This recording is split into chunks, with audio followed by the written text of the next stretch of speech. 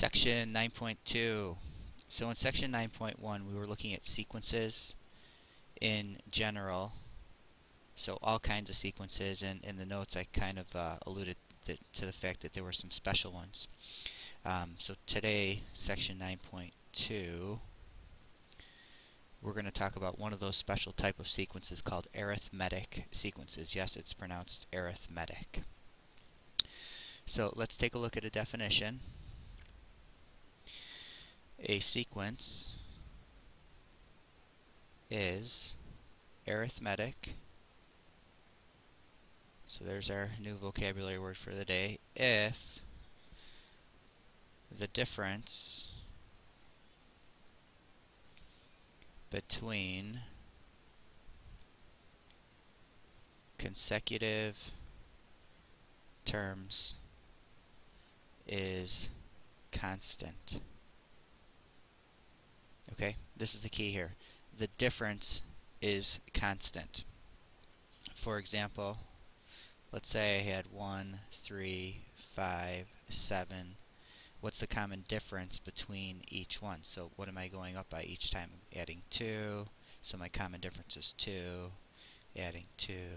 Adding 2. Okay, so in this problem, my common difference equals 2.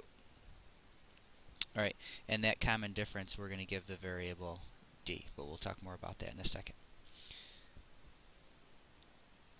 So in section 1 you were given a pattern and you had to try and figure out what the nth term was. So basically you had to figure out on your own, through trial and error and working on lots of problems, how to find the formula. Well, it turns out for arithmetic sequences there's a pretty straightforward way to find it. So formula for arithmetic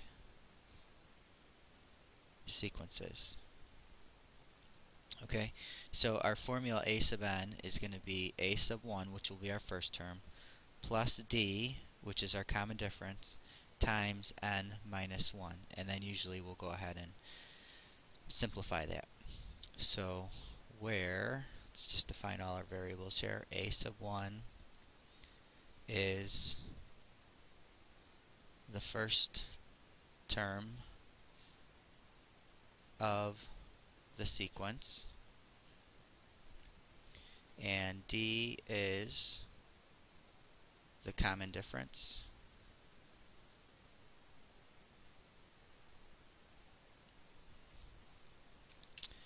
and n is the term you are looking for. Okay, so when we're just finding a formula, we're going to leave it in terms of n, but a second part of the problem after finding the formula might say find the 100th term. So n would be 100, you would just substitute in 100.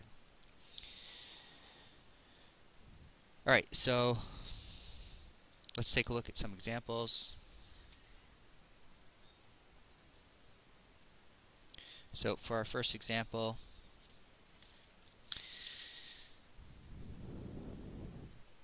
example 1, we want to find a formula for a sub n where a sub 1 is equal to 1 and our common difference d is equal to 3.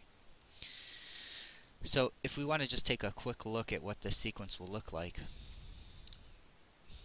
Sequence will look like, so first term is 1, and then our common difference is positive 3, so we're going to add 3 to get to the next one.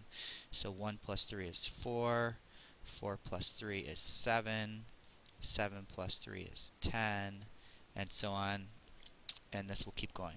So our formula is the nth term a sub n is going to be equal to a sub 1 plus d times n minus 1. And we know what a sub 1 is, so we're just going to substitute in 1. and we know what the common difference is. That's just 3, so 3 times n minus 1, and then we're going to simplify. So I've got 1 plus 3n minus 3, so we're just going to distribute over here, distribute. Then we've got some like terms here that we're going to combine, so we end up with a sub n is equal to 3n minus 2. So here's our formula. It's always a good idea to check to see if it actually works. So back up here, I know my 1, 2, 3. My fourth term should be 10, so when I plug in n is equal to 4, I've got a sub 4 is equal to 3 times 4 minus 2, so that's 12 minus 2, which is 10, so that checks.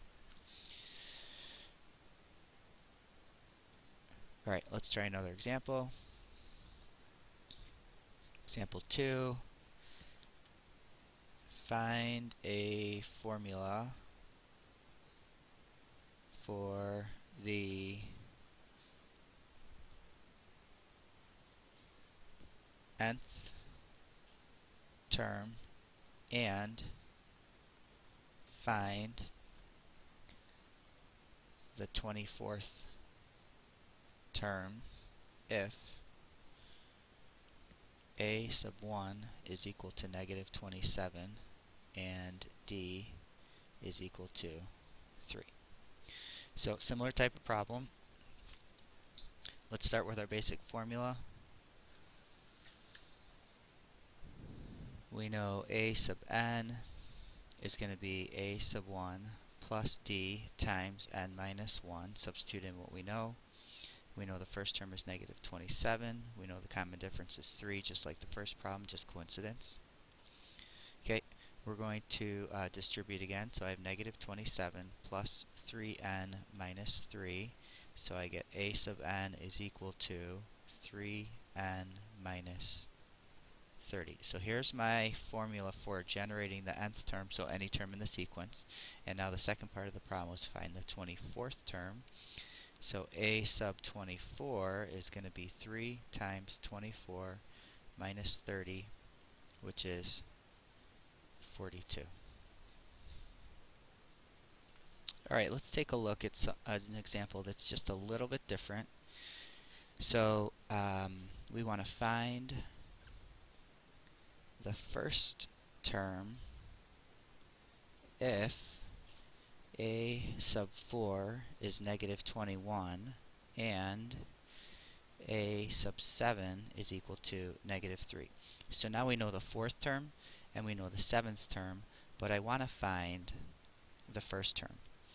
So if we look at our sequence, we've got a sub 1, a sub 2, a sub 3, a sub 4, a sub 5, a sub 6, and a sub 7. We only know what a couple of these are. We know what this one is, and we know what this one is. But I do know that if I want to go from the first term to the second term, I'm going to add whatever my common difference is. We don't know what that is yet, but I'm going to add that common difference. To go from the second to the third, I'm also going to add the common difference. To go from the third to the fourth, add the common difference.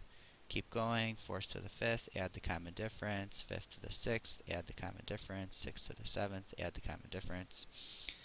So if I know the fourth term and I know the seventh term, to go from the fourth to the seventh, how many times am I adding my common difference? Well, I'm adding it 1, 2, 3 times.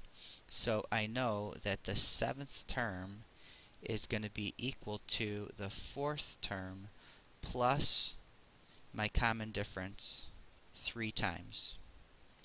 Okay, normally we're not going to write it like this, but I just want to show you for the first time.